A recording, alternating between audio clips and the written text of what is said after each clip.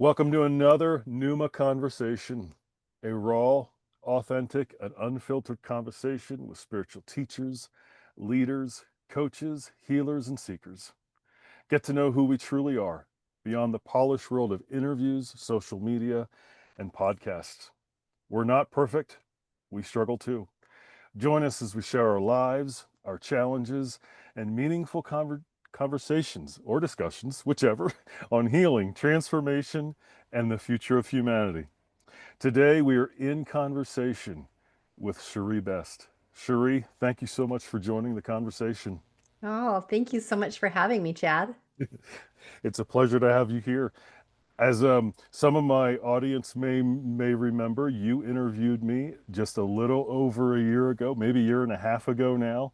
It's been quite some time, but Yep. that's who you are, and now you're here on my podcast. So it's I great to love have it. you. That infinity flow going back and forth. I love it. Absolutely, absolutely. So who is Cherie? Because we were just discussing before I hit record. A lot of us, a lot of people don't even know who we are. Let alone I am, because I'm new to the YouTube community. I am growing a little bit, and on TikTok I've got a following, but no one really knows who we are and why we're doing what we're doing. So that's the purpose of the question. So who is Cherie? Great question. Not one that a person gets asked very often, you know? Uh, Well, that's kind of fun. So I'm going to give you just a little bit of background about yeah. me. I was born the oldest of seven children in I was born in California. My Okay. parents moved back and forth between Utah and California 9 times by the time I was in third grade, back and forth. And I had grandparents around that lived in California and other places. As I grew up, and I grew up as a member of the Church of Jesus Christ of Latter-day Saints, my parents were very active in that faith. And so I kind of grew up that way. And I feel like there has never been a time when I didn't know God was real. I Hmm. think from, I mean, it was introduced to me at a very young age, but that lots of people have, whatever faith they are, have that Yeah. introduced, from the very beginning. And some Yeah. people seem to just know that God is real and they just accept that, and other people don't, or they do and Mhm. then they struggle. For me personally, I have just always known that that was true. I have just always Mhm. known, I've always believed, I guess. I guess you can't say no, but I've always believed Sure. that there was a God. I have always felt that he was there. And so that's just been kind of part of my growing up. So as I grew up in my faith, I embraced the things that my parents taught. I have sisters who also embraced it and other sisters who didn't. I have a brother who didn't, so we're some did and some didn't. But for me personally, it felt right. It felt Mm. true. It felt meaningful.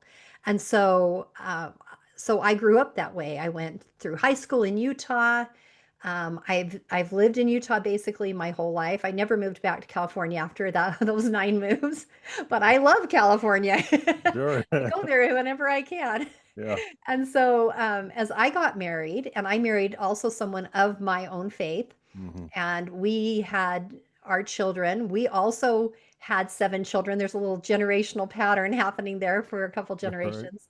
But I also had seven children, and I raised them in the same way. I Okay. raised them in the faith. I raised them to believe the way I did. We took them to church. We did all the things that a religious family does, regardless of whatever religion you are.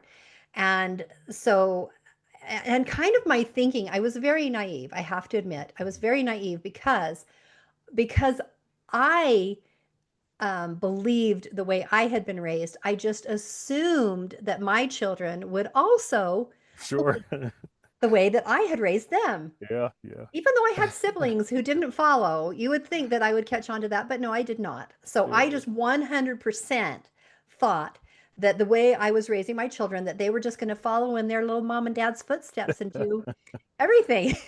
All right. And they didn't. Yeah. Yeah. Yeah. Yeah. So what was like for you as a little girl growing up in Utah and California, going back and forth? I mean, were you sheltered? Were you exposed to things in the world, or was it a Um, combination? If you can Good give us a little bit question. of an idea.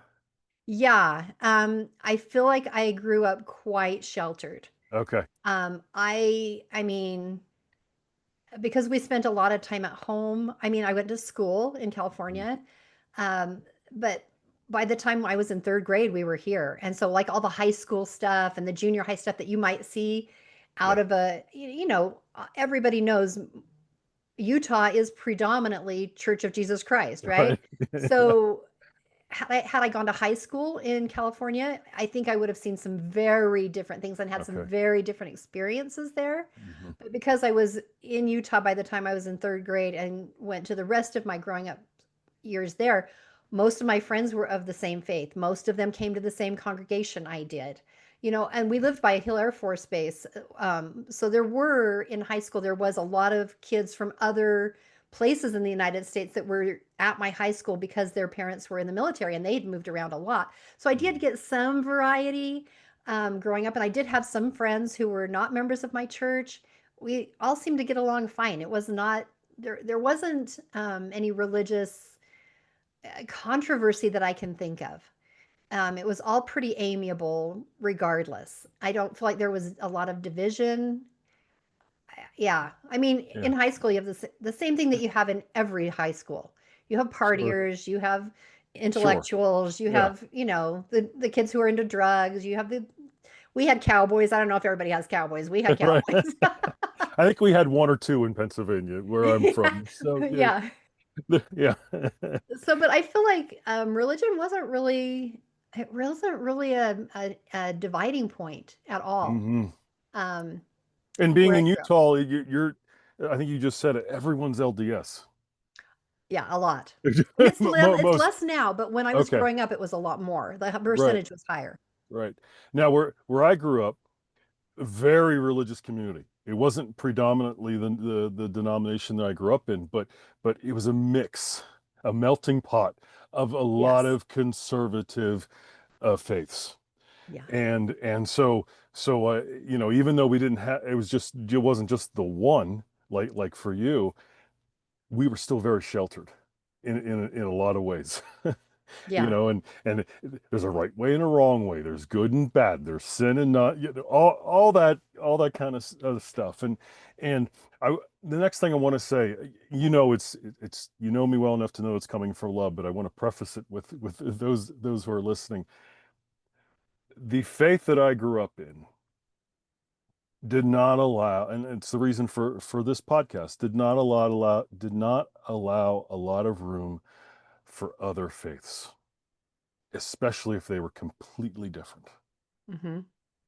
And so I never met anyone from the LDS faith until you and your husband over a year ago. Wow. You are probably the first that I can Wow. recall. And we've created a friendship, we've created a bond that I absolutely love, and I so respect you and your husband. And as people are watching this, they know he was on the week before, Yeah. yes, week before. So at the time, when this airs, but I love that my faith, my relationship with God, with Spirit, has opened up to the point where I can allow others to be in my life. And Yeah. you and your husband are just two examples of that, because yeah, as we talked before, as you know, I have a mix of a lot of different types of friends, Mhm. and I want us all to come to the same table under the umbrella of love, under the heart of love, if I could say it that way. And so anyway, my point, can we just embrace each other? Not you and me, Chad and Shiree, but just as a world community. Yeah. Can we stop the finger pointing? Yeah. And there's a lot of finger pointing towards the LDS church. And the fact of the matter is, there's not one right way to believe in God. I want to I say that. And agree. I know that's going against a lot of doctrines. But I'm not here to preach doctrine. I'm here to preach love and equality and acceptance, which is what Jesus preached Yeah. and talked about so often, but we miss that part. And we think, well, doctrine is talking about love. Well, no, it's not. Doctrine excludes. And so, and the other thing I love when I'm talking, especially with when I've gotten to know you and Kim, is that you don't just talk about your doctrine as this is, it's the rubber stamp or this is it. You talk about doctrine, how it has changed your lives. Yes. And Yeah. that's when I'm talking to anyone from any faith. It's like, oh, don't recite your articles of faith. Don't recite your your little book that's separate from the Bible or whatever. Tell me how it's transformed your life. Tell me how you're living it. And you and Kim do that. And Thank that's you. why That's a you're very great compliment. that's why you're here. And that's why that's the reason for, again, the reason for this show. And so yeah, if you feel comfortable enough, please share from your heart how we're kind of going back and forth, but that's okay. How has it shaped you as a woman? How has it shaped you as a mother, a wife, a friend, all those kind of things? Those Because we are don't get to hear that on the those of us who are outside of the LDS circle, we don't get to hear all that. We hear all the bad stuff. Just what just like any other thing that comes on the news. We just hear all the negativity. yeah. Yeah. So I thank you for asking those questions because that's really at the heart of what religion is, yes, right? It's not about we believe this, this, and this, and you believe this, this, and this, and who's right and who's wrong. It's really not about that. At the heart, it's yes. really about we want to connect with our maker. We want to Hmm. be the best people that we can be. Yes. We want to improve. We want to grow Yeah. in this life. And we want to be like the savior. If you Yes. believe in the Yes. save in a savior, right? Like some Hmm. people don't, and that's okay. They Yeah. believe in something else, but whoever that higher power is, Yes. like we want to connect with that person, and that in turn allows us to radiate and magnify who we are because of who we believe in as God and Mhm. because of our desire to be like that God, Mhm. whatever that is for you. And so I, I have to backtrack just a little bit Yes. to what you were saying about religion earlier. Mhm. I think our religion for sure and other religions as well have at in the past and me and probably currently. I do live in a little bit of a bubble, so I try not to wallow in that kind of stuff, so I Yeah. don't Yeah. immerse Yeah. myself in knowing all of that. But for sure in the past there's been this I'm the right church, no I'm the right church, no I'm Right. the right church kind of thing going on, right? Hmm. Hmm. um I don't want to participate in that. I Yes. don't want to, who cares? Like Right. we're just all trying to do our best. We all want to be good people. Just like we don't like the same foods. Not everybody likes the same foods. Some people love Chinese food. Other people love Mexican food. Some people like spicy. Some people don't like spicy. Like we're just not going to have everything the same. Our tastes are not the Yes. same. Yes. It's the same, I feel like, in our Yeah. beliefs. Yes. We don't all have the same beliefs. We might believe this or we might believe that. Doesn't matter. It's okay to be different. It's Hmm. not that someone's wrong because they like spicy and someone else is right because they like bland. That's ridiculous, isn't it? Right. Right. Right. Right. Right. When you Right. think about it like that, but when you think about it in religious terms, it's really the same. Hmm. We're trying to just do our best and be our best and make a positive contribution in the world Hmm. and be true to ourselves of what we feel in our heart is right. Yes. And it doesn't matter if that's spicy or bland. It That's just right. doesn't matter. And if I can steal one of your phrases, I love that. Thank you. But Yeah. keep going. Keep going. Yeah. So how that's impacted me was your other Yeah. part of your Yes. question. Yeah. And for me, like going back to what I said, I've always felt that God was there. I've just it's I Mhm. believe that that's a gift for me that I've always had that inside of me. And so because of that, I feel a strong desire to be true to myself, what's inside my heart. And when I hear truth and I know and it's really hard to describe, but when I hear something and it's true, like there are truths in the world, like, Mhm. being honest is a truth. Being good to people is a truth. Those kinds of truths, when I hear those kinds of things, they resonate in my soul. And I want to make that part of who I am. It's almost like I'm going to take that part and put it in me. I'm going to take that part and put it in me. And because of that, it has shaped who I am. And of Mm. course, there's times when I haven't been true to myself. We all go through this process, right? Like we make these mistakes Yeah. and then we learn, I've lied before and then I'm like, I hate how this feels. I'm never doing this again, and then it happens again. And then you're like, I really hate how this feels. I'm never doing this again, that kind of a thing over and over the years from being a small child and then into a teenager and then to a young adult and then to an adult. And it's just such a process through Mm. life to Mm. become who you want to be, to become that refined, polished version that feels like you're being true to yourself and true to your maker. And Mm. and that religion and were I in a different had I been born Catholic or Protestant or Muslim or whatever, I believe that because of I have that nature, that gift in me, I believe that I would have embraced no matter what it was, and I would have taken it and Mm. tried to do the same things with it. This is the religion that I have, is my current faith. And I'm trying to do the same thing with that. But I believe I would have done that no matter what religion I was born into. Sure, sure, Yeah. sure. So how's that shaped you as a mom and as a wife and Good question. That's those such a deep question. As a mom and a wife, because I know your story a little bit, so I know where I can go with you and what to pull yes, out. you do. Yes, you do. Well, I have to say that it's sure been a work in progress. Yeah. So when my kids all started, I raised my 7 kids thinking they were all going to follow in mommy and daddy's little footsteps, and they sure didn't. I mean, one did, but the other 6, no. They all have their own paths, their own minds, and their own journeys, Yes. and they're on them. And when that very first started happening, I have to say that I did not respond well. I did not. I Mm. was very much steeped in, I was rigid.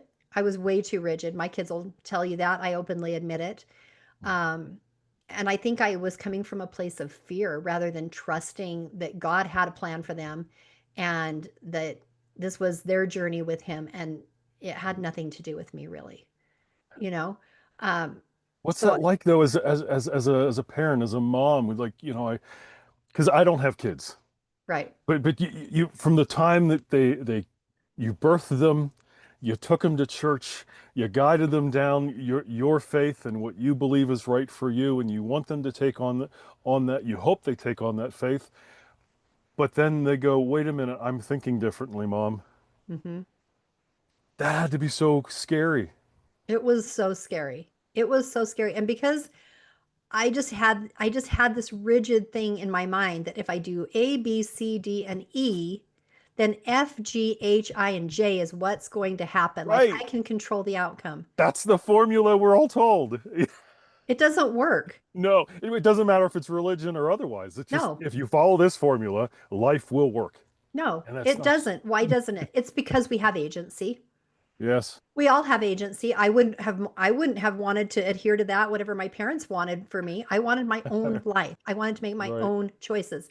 But I didn't want my children to have that same free agency. Ah, there's the truth.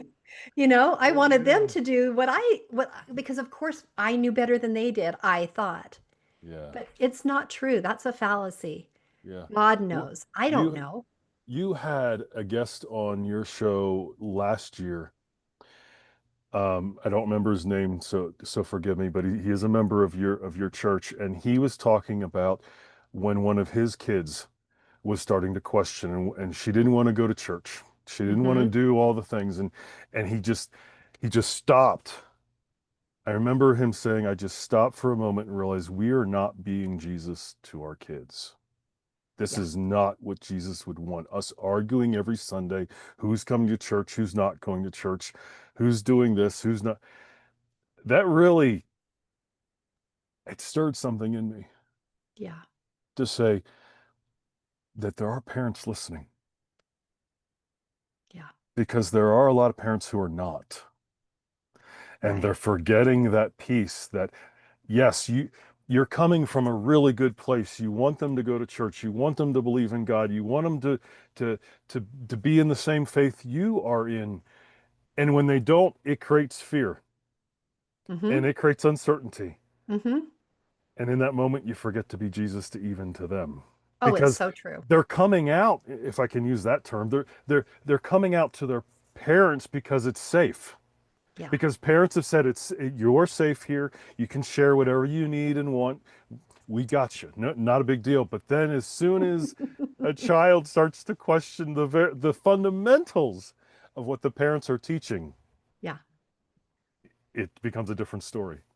Well, because the parent truly believes what they're saying. They Oh, so truly of think they're going to course. handle it. They don't, Yeah. it's not even in your mind that your child's going to throw something like that at you. Like that's not even on the table, you don't think. Like you don't think that's ever going to happen. So the parent truly believes, yeah, I'm safe. You can tell me anything. Sure.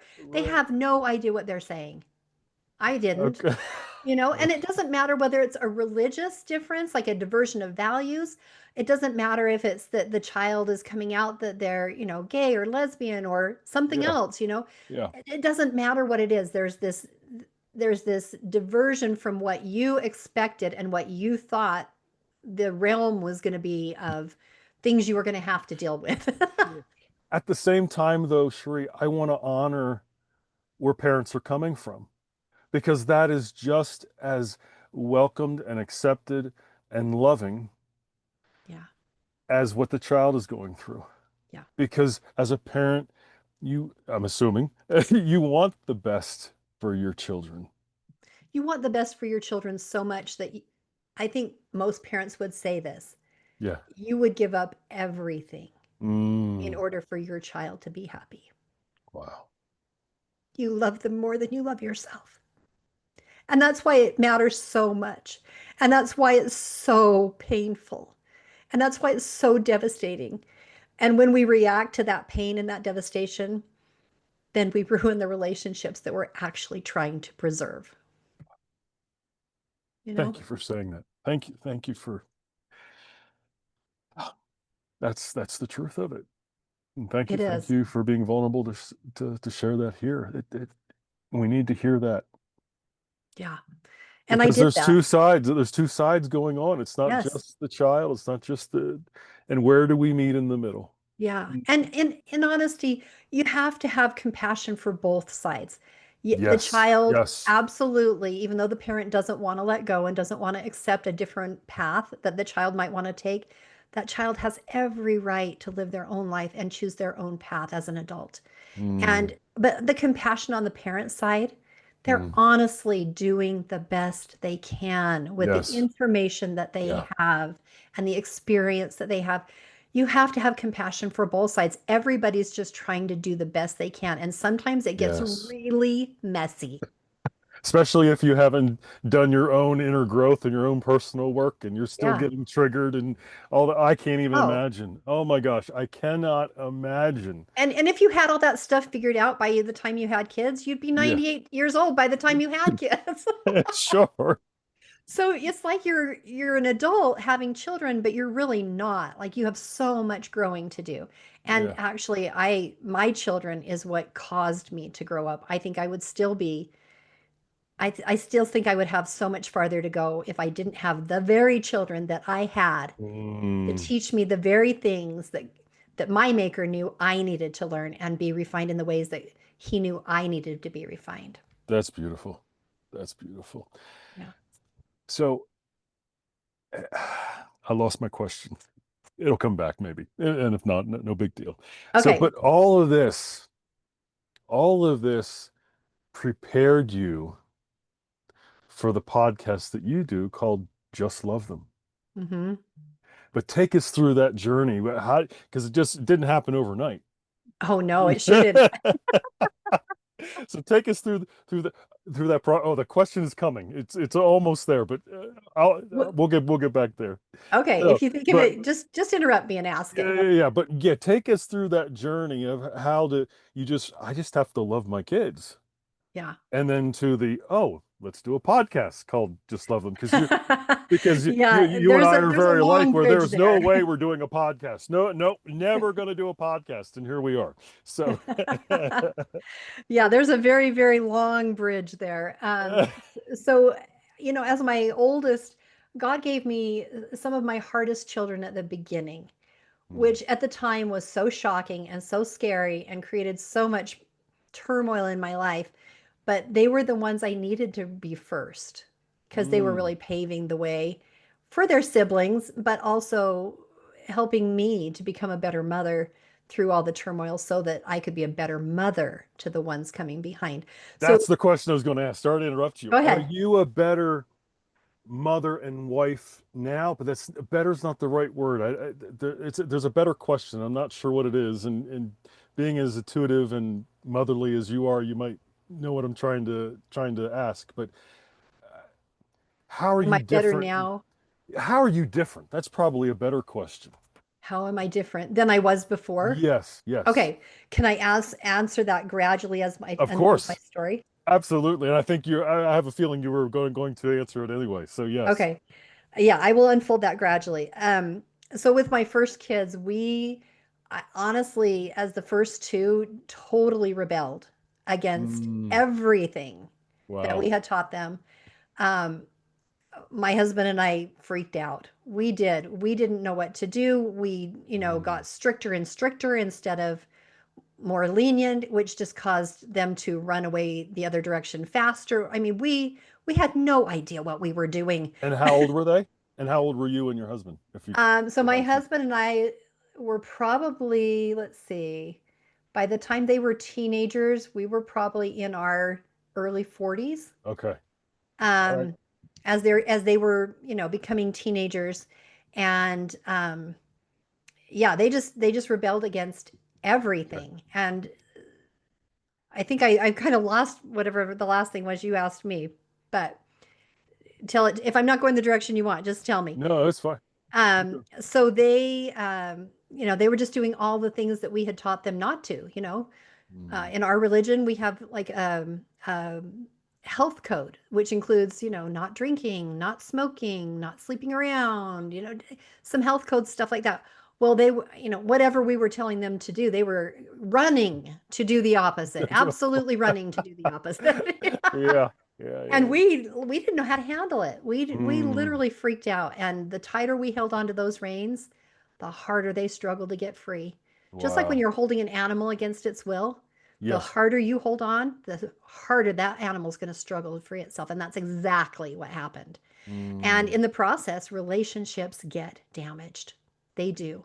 And Mm. so the first two were really, really hard.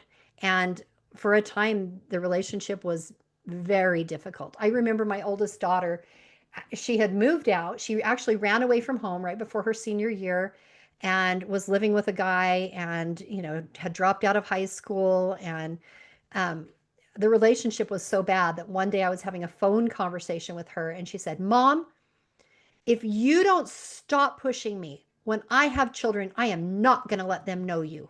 Okay. And that stopped me in my tracks because I'm like, Mm. oh, wow, my daughter knows what will hurt me. And she's like telling it to me because she knows I need a wake up call. Yeah. At the time, I didn't realize that, but looking back, she knew I needed a wake up call. What's the most hurtful thing I can say to my mother? To wake her up. That's what it Mm. was. And And she desperately was still wanted you in her life. I know, right? and And and I and couldn't and, and say all it. all the all the kids that are stepping out and asking questions, they still want the parents to be part of our lives. We still want to know that we're loved and it's okay, and that the world's not going to fall apart. Right. So Right. but yeah, but we're connecting this long bridge to how we got to Just Love Them, Yes. and then to the podcast, and then also how that has made you into the mom that you are. Right. And So that's so that's the as bridge. as the rest of the children came along, I didn't have quite as much struggle with most of them as I had with the first two, but some of them we had our struggles. Eventually, all but one chose a different path than the one we had raised them in. And Okay. as each child one at a time kind of chose that different path, it became I was learning. When you have struggles, you can either learn from your struggles and become better, or you can fight against your struggles and become bitter. And I didn't want to be bitter. I didn't, Mm, and I wanted relationships with my kids. And I was slowly wising up to the to realize that they had the right to their journey and that I didn't get to hold the reins. I didn't get to mm. be in charge. And And that didn't so happen overnight, though. it took years, Years. Wow. Okay. years, gradual, incremental, small, almost imperceptible improvements, realizations, ahas, so Mm. gradual, so slow. Now, maybe someone else would have learned a lot faster, but I think I have a pretty hard head. Yeah. And God had to give me a lot of lessons to help me get there. Yeah, yeah. By the way, as an insert into this, as a footnote, this is not going to show up into the new Housewives of Mormons or whatever that's Oh, show's called on Hulu now. So, no, and I'm that's not not a worried. plug. Yeah. Anyway, so by the Yeah. time like the last two daughters were in high school, I I, I look back and all of my kids will agree that the last two or three kids were raised by different parents than the first two or three kids. Oh, wow. Okay. We changed that much. Kim and I got to the point where we came to like almost have this realization like we have to change or we're going to lose our relationships with our kids Mm, permanently. mm. We have to figure this out. And we did. We started going to parenting classes. We got counseling. I read and read and read everything I could get my hands on. I talked to people. I just started doing all these things, and Kim did too. And we just came to this place where we're like, we have to make major changes. And you know what's so amazing? As our children saw us changing, because they could see it, they Okay. commented on it a lot, Wow. especially the older ones who could see the changing. And as we made those changes, it softened our kids' hearts. They knew we were trying. We Mm. were giving them space and they could see that we were trying. And the fact that we weren't there yet, we still made mistakes and we still occasionally freaked out. They gave us grace for that because they could see how much we were trying to be to have a relationship with them and to give them their space and allow them to live the life they wanted to, that they chose.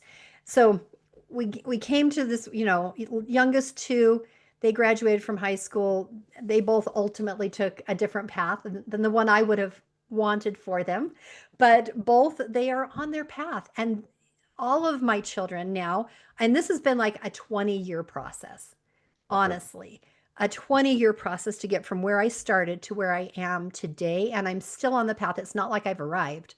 I'm Sure. still on the path. I still make mistakes. I still sometimes say the wrong thing Mm. or do the wrong thing. I'm a work in progress. But I today can say that my children know that I love them no matter what they do, and that I will accept them and that I will be there for them no matter what they do. And that is worth it. I love that.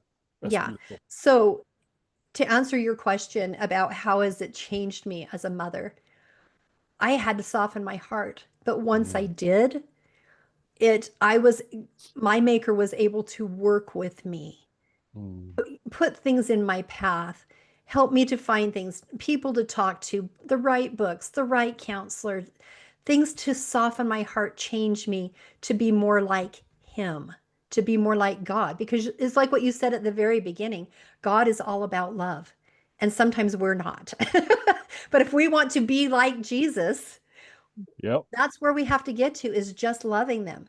Yeah. So I'm going to go on and talk about how the podcast started, unless you have any questions up to this No, point. yeah, right before we get to the podcast, I wanted to ask because I think this is important. I want to make a statement, but I want to save that for after the question, unless you come out with it. But now I'm just going to take alcohol for an example. Because that was also one of the things that the church I grew up in, the faith I grew up in, we were not allowed to drink. But that's one of the first places we go to. Well, why am I not allowed to? I want to test this out for myself. What's the big deal? Hmm. when they even now, when they were going through it then, and when they come to your house now, do you allow them to bring alcohol? Do you know, how do you handle all that? Because I'm sure there are parents wanting to know what you would say, and there's a point I want to make after that, but I want to know what I think I know what you do, because I think I've Of heard you say it, all the but of all the questions you could have asked me, Chad, yes. this is the one I have struggled with the most. I am Wow. just shocked that you asked me that. Okay, this has been my longest struggle because I have all my children but one drink. Okay. We don't. Hmm. Um, we've always had a policy we don't have alcohol in our home. Hmm. I don't want it in my home. I don't. And we have a family generational history of alcoholism, Mm. both on my side, a couple generations back, and on my husband's side. His mother died of cirrhosis. So Uh, I have very strong feelings sure. about alcohol, Hmm. and I don't want it in my home. Hmm. But I have these now six adult children who want to come over for holidays. They want to come for Thanksgiving. They want to come for Christmas. They want to come for the 4th of July. Their celebrations include alcohol. That's what they want to do. They Mm. want to be with me and my husband, but they also want to do what they want to do. So Sure. at first, when we were rigid, when we were not being flexible and when we were not being open to, you know, respecting everybody's ways, my husband and I were just like, no, you cannot bring alcohol into our house. We will not even talk about it. We will not have it. And as a result, my children just snuck it. Mm. They put it in their water bottles and brought it Okay. in and sipped on their water bottles. Like we didn't know, but I know now that that's what they were doing because we were so inflexible. So that Mm. was their solution to a problem that mom and dad weren't open to. I had one child in particular, our youngest, who came to me. She's very, very open with me. Madeline, have you met Madeline? Okay, we've talked a couple times, You've yeah. talked a couple times. Yeah, She came to me and said, Mom, this is after I'd made quite a bit of progress in other areas. yeah. She came to me and said, Mom, let me just tell you my side. This is what I wish it would could look like.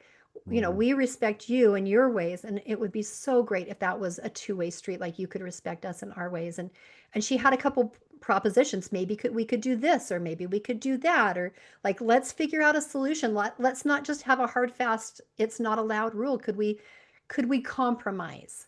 Mm. She was so much more mature than I was, and she was like 22, but she Yeah. was so much more mature than I was in that topic. And so my husband and I said we would think about it. So we talked about it. We talked about it. It took me, I am ashamed to say, probably a year and a half to come to a solution I felt comfortable with.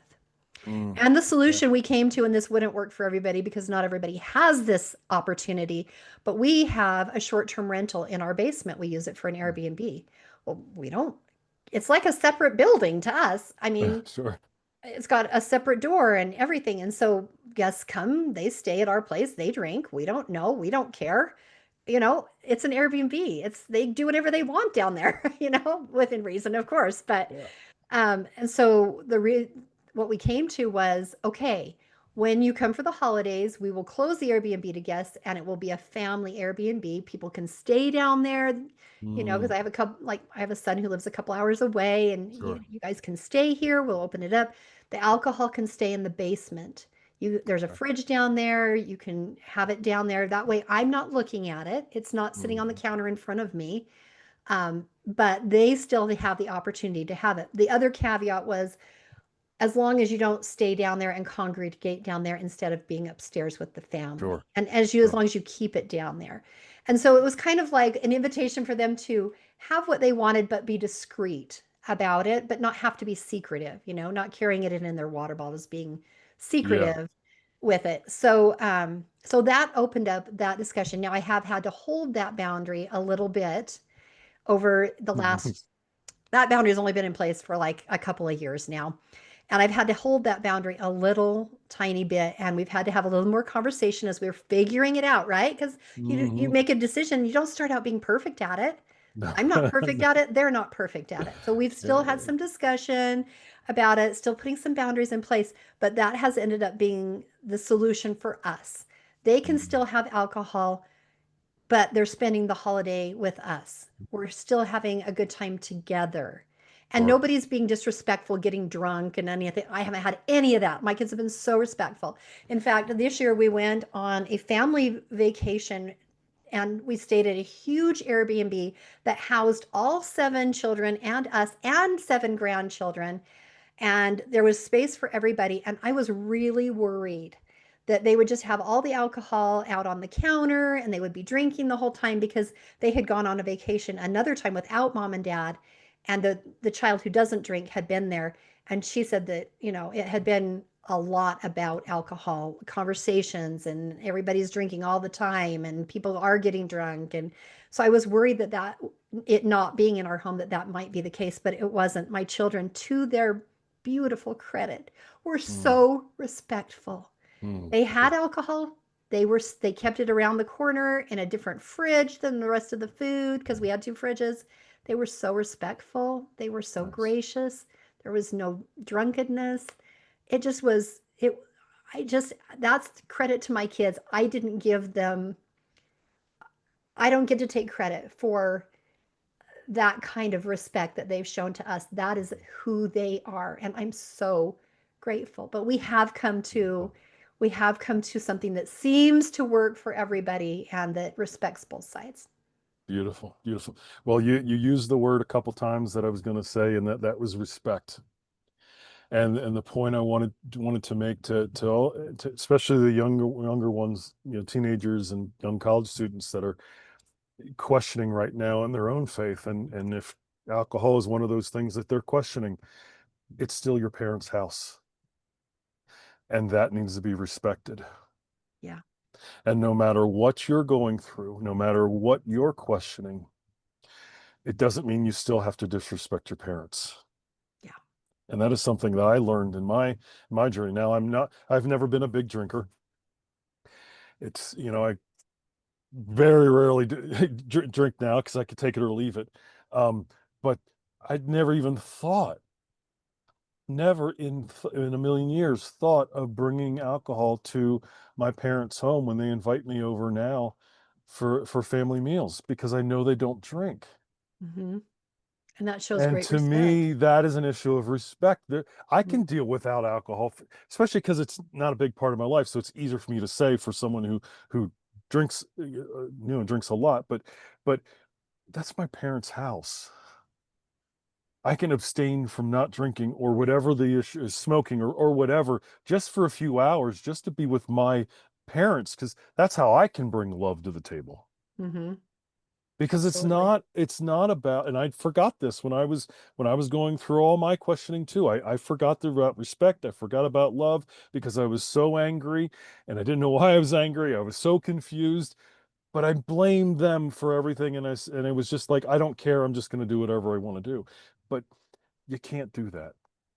Right. There's got to be love on both sides, and so that was the point I wanted to make. And but I also was asking because I know that your family did reach a place of love on that issue, so I wanted that to come out. That was So a thank you. well-placed question, Chad. I didn't even know I was going to ask it. It No, just those are the best questions, that was a as great you know. question. So The thing take I've us wrestled with the most. right. So take us to you got a podcast called Just Love Them. You interviewed me on it over a year ago.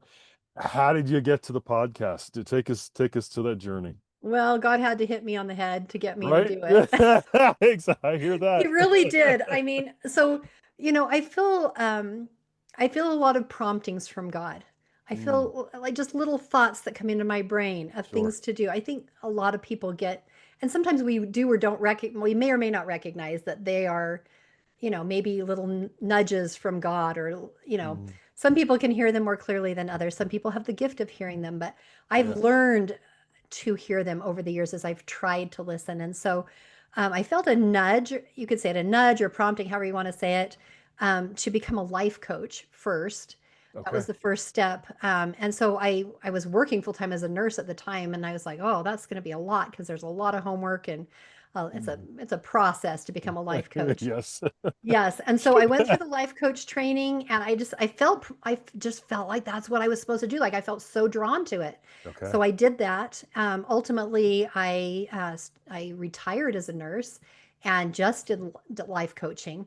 And Mm, one day I was just really praying and saying, okay, so God, what do you want me to do with life coaching? Because most mm, people have a specialty. Either they're a health coach or they're, a grief coach, some sort of specialty. And I just didn't have anything. I wasn't sure what I was supposed to do with it. So I was praying and asking God. And here we have, well, temples that where you can go and you can sit in a very quiet, special place and you can pray to God. mhm. And so I thought, I'm going to go to the temple and see if I can get some direction about what I'm supposed to do. So I was driving to the temple. I wasn't even to the temple yet. Oh my. God couldn't wait to tell me because I'd Of finally course. asked, right? He's like, oh, good. She finally asked. Let's give her some information. That's how it works. And so I'm driving to the temple and I got some really clear direction, two things actually. And one of them was to start a podcast, and not only to start a podcast, but to be a life coach and do podcasting about people whose loved ones have left the church and how to Wow. heal and mend those damaged relationships because God cares so much about our family Yes, relationships. absolutely. And I was, at this point, I had worked through a lot of my grief and pain, and I'd healed my relationships with my children to the point where I felt like were in a really good place. And I had kind of just put all of that in the closet and closed the door and Mhm. thought, oh, I did it. I have good relationships with my kids. I do love them. I'm feeling okay with whatever they're doing. And I thought I'm good. And I just wanted to leave all that pain in the closet with the door closed. And I didn't want to think about it anymore. So when Yeah. God said, I want you to open the door and talk about it every single day, Mm, that prompting or that nudge from God, I started crying. I was I bet. devastated. I didn't want to do it. Mm. I literally I just still went to the temple. Yeah. But when I got home, I was a basket case for the rest of the day. I laid on the bed and cried. I did not want to do it. Not only that, I'd hardly ever watched a podcast. I didn't really even understand what a podcast was. I'm not that technologically savvy, so Right. Hey, you're better than I am. You do it well. It's oh, well, you're very kind. And so after, a day of kind of throwing a tantrum, we might right, say, right. I got back on my knees and I asked God for help. I said, okay, I'll do it, Sure. but I don't know what I'm doing and I don't know how Yeah. to do it and I Yeah. don't know what to do. Mm. And as I asked, I just felt so much ideas come, idea after Hmm. idea after Yep. Yep. idea dropping into my mind. And Yep. then God put people in my path. I had two newer friends who both one had a podcast and one was getting ready to start a podcast and had done a ton of research about it, like what platforms to use and what equipment to have and how to get it on all the just all the stuff. She had done it all. And so God put those two women in my life at the very moment Of that I course. needed that information. And so he just kind of like paved the path so that I could walk down it. Yeah. And so I did. And so I started life coaching with people about this topic, although I do all kinds of relationship stuff. It definitely has not stayed just on this topic, but it has Sure. started with this topic. But it's really about relationships and healing relationships. But the podcast, it's such a joy to me. God Yeah. knew it would be. He just had to get me through the hard part. Of course. I Yes. love I love talking to people about this topic. Yeah. I love hearing other people's experiences because I interview people every other week and then I do my own training every other week. I love Mm. doing my own trainings. They're so fun. I have so much beautiful information to share about how to heal your relationships. It's Yeah. so fun. Beautiful. But the other people I interview, they're I always interview people who've learned something from their experience, including you. You were Mm. a beautiful episode that I love doing with you, Chad, and what you've Oh, learned from thank you. your experience. I've also interviewed people on the other side. I've interviewed people who've left their faith and what it's been like for them, including I interviewed my daughter Madeline, who is Yeah. very Yes. vulnerable and open and shared what she's been through. And the topic that I share, I feel like it's not just for people of my faith. Now, my listeners predominantly are of my faith, but I do have a couple of listeners who listen Yep. who are not of my faith, you included, Dad. But because this is a universal problem, so Yes. I've looked up some statistics, and in 1999, general in the United States, general church, any religion, membership hovered around 70%. So 70% of the population went to some sort of church. By Mm. 2018, that had dropped to 52% of the Wow. population going to church. By 2020, it dipped under 50%. Now, these statistics are coming from two sources, from Gallup and from Pew Research, so two Okay. very reputable statistic companies. Gallup also showed that only 45% of households in the United States belong to a formal worship house currently this Okay. year, where that was much higher in the past. Um, between 1998 and 2000, about 8% of the population reported that they had no religious affiliation. Mhm. 2018 to 2020, which is 20 years later, that had doubled to nearly 20% Mhm. claim no religious affiliation. So things have changed A lot. dramatically. Yes. And I really do feel like God called me to start this podcast in order to help people, because not just in my religion, but there are moms in every religion. There are dads in every religion who are so sad, who are working through their kids not following in their footsteps with religion. I have interviewed a girl whose father left the religion she raised him in, and she's devastated about her father leaving. So it's Wow. just every relationship you can possibly imagine. Yes. And so anyway, that's what I do now, and I love it. God Yeah. got me to the had to get me to that point, but I love helping people work through, because in my Mhm. mind and in my heart, what I know is that God wants us to have good, healthy, positive, loving support and relationships with the people He put us in this world to be with. Absolutely. Yeah. Absolutely. Thank you. It was beautiful. I love that. Um, so how long was it from your first prompting to the airing of your first episode? You asked the best questions. It was really, really fast. 2.5 Really? months, Wow. Okay. right? Wow. I Wow. look back now and it kind of gives me chills. I don't know how I did that. I didn't do that. I Yeah. didn't do that. God gave me that prompting. I threw my little tantrum, and then He put people in my life immediately, and I just went to work, and I was able to do that in like 2.5 months. Wow. That's Yeah. awesome. And I think it's because I do try and do what God tells me to do. I really do. Yeah. And when I ask Him for help, I want Him to act fast. Mm, So I want to act fast too, so that He will do that for me. okay. Beautiful. If you all have not listened to at least one episode of Just Love Them, please listen to at least one episode. Better be mine. No, I'm just kidding. Any one of those episodes are absolutely beautiful, and your love and your grace and it all just comes through on the show. And so I'll have all those. I'll have that in the notes for the show because it Thank is you. it is such a loving, beautiful show, and you have a way of holding every one of your guests in love, no matter who your guest is, no matter what their story is. You are able to hold that guest in love, and Thank you. it's a beautiful thing. So beautiful, so Thank you. beautiful. Thank you so much, Chad. I'm hesitant to ask one more question You before can we. ask me anything. I told you. So you're going through the statistics of the church population.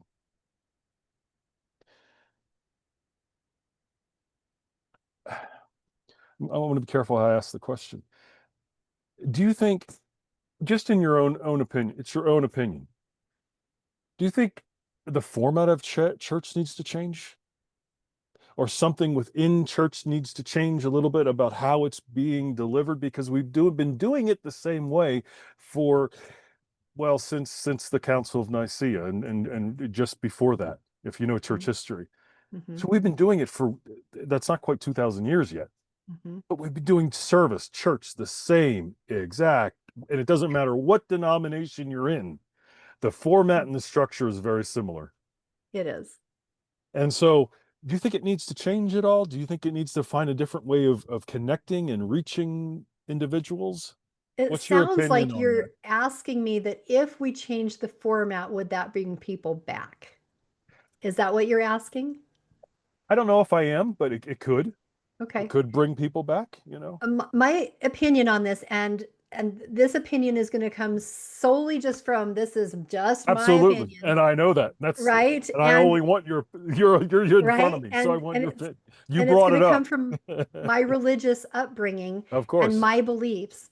Yes. My personal opinion, I don't know this if this is controversial or not, but I believe that the Savior, Jesus Christ, is coming to the earth again. He has said he would return. And I believe that's getting closer. And Mm, as that gets closer, I believe that Satan is ramping up with everything that he has and doing everything he can to bring the world into wickedness and to take people down so that they won't be ready for his return. And so because that's my belief, that comes from my belief yes, system, and sure. that's my opinion. I don't think it has that much to do with the format of church. I think that formats can always be improved and adjustments Okay. can always be made. Things can Sure. always be done better. So I think yes, that could happen, but this huge downward shift that we're seeing, Yeah. that I shared those statistics with you, that is a dramatic Yeah. drop. And Oh, if I absolutely. had gone back further, I kind of wish I'd grabbed some statistics further back, because if you look like 200 years back, between 200 years ago and say 50 years ago, it was very stable. The statistics stayed very much the Yes. same. Yep. Yep. It's just been in the last 50 years, honestly, that there's been this decline. And in the last 20 years, a sharp decline. And it just gives me chills to think about. And I think, my opinion, Yeah, is sure. that it's because the Savior is getting ready to come again, and Satan is doing everything he can to prevent us from being ready. Thank you for sharing that. You're I welcome. mean, it does not matter if everyone that is listening believes that or not. I don't Yeah, care. they don't. Everyone's going to think something different. That's just simply Exactly. Shiree Beth's opinion. Absolutely. And that's what this platform is for everyone to share what they believe Yeah. and doing it in a safe place, in a loving place, and without saying Cherie, you're wrong, because I don't know that you're wrong. We none of And us it's know, not right? about That's why right or it's an wrong. opinion. Exactly. Absolutely. Absolutely. And so I wanted to know your opinion because your opinion has validity as the next person, and yours has a very unique opinion on it. So that's Yep. why I wanted it out there. So thank you. Yeah, and the thing is, I love the premise of your podcast, because it isn't that somebody has to be right and somebody has to be Yes. wrong. It's that we can all share ideas and learn from each other and give each other things to think about and be open-minded and just come from a place of love, no matter what someone else Yes. thinks or what we think. Like, let's just all talk. Let's just have conversations. Let's just love each other. Yeah, we don't have to agree in order to We be in the same don't. to be in love. So No. Sheree, this has been amazing. And so before we end, I have a surprise question for you.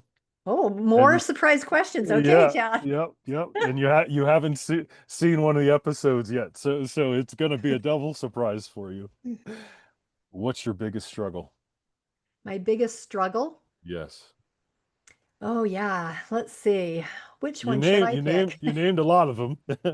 Yeah, my biggest current struggle Hmm. is, without question, learning to trust God on a whole Wow. new level. Wow. Every time I get to a place where I feel like I trust God, Hmm. then new, really hard and shattering things happen in my life. And then I realized that I actually don't trust God as much as I thought I did because I'm afraid.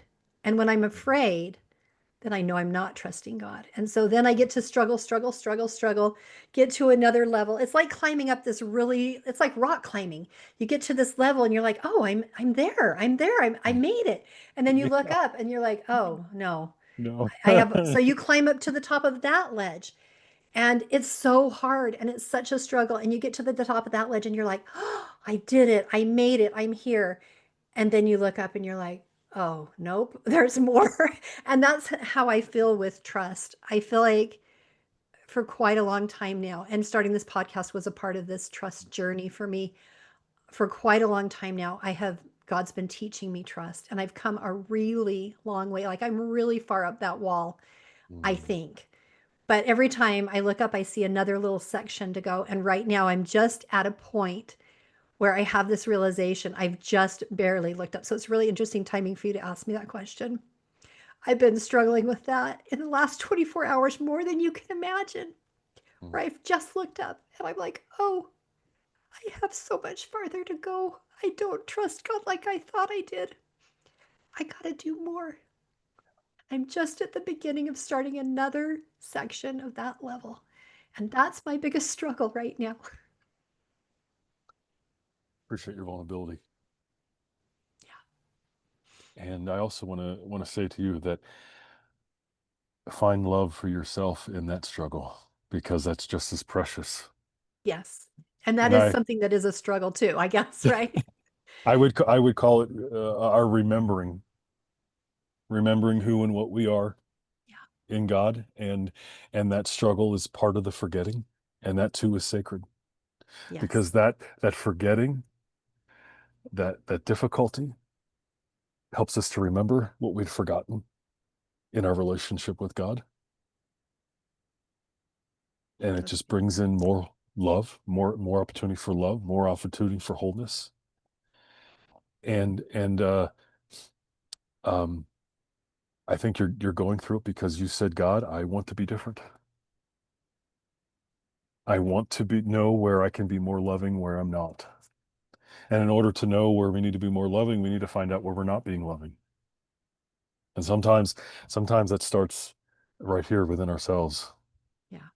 We're not being as loving with ourselves as we need to be. And if we're not being loving with ourselves, then we're not able to be loving with others. And so It's true. I think God is with you specifically. He's saying, hey, Shiree, this is how you can love yourself more. And It's this is how beautiful. I love you. This is how I see you. Because there's a place for religion, separate from doctrine and religion. There is this thing called love that we have forgotten, that transcends our doctrine, transcends our articles of faith. It's the premise for everything. It's the premise for everything. Absolutely. And so when you're going through what you're going through right now, there's love in that. Yeah, So there is. beautiful. So I beautiful. needed that reminder, Todd or Chad. Thank you so much. You're welcome. You're not the first one's called me Todd. So it's Really? I don't know where that came from. maybe I'm supposed to be a Todd. Yeah, who knows? No, But no, you're not. You're a Chad for sure. anyway, Shiree, that is so beautiful. Thank you, thank you, thank you for being open with us and vulnerable and being real. It's not easy. It's not easy, and I hope I make this a safe place for everyone to feel that they can be that real. I mean, what's the, my opening line is a raw, authentic, and unfiltered conversation. Here it is, Well, that is what they got today. This is what you get. Because this is how as you know, this is how I live my life. I don't know Yes. how to live any other way. Hmm. Me And too. so, and it doesn't mean it's easy. It's just No. I have to do it this way because if I don't do it this way, it's harder doing it the other way. Right. A lot harder. So, if you could join me in the end here in the sacredness, in the quiet and the stillness together. Just close our eyes and we'll be in the breath of God together. And I'll bring us back. I'll say something to bring us back together, so you know we're at an end. But if you and the audience could just join us in a moment of stillness.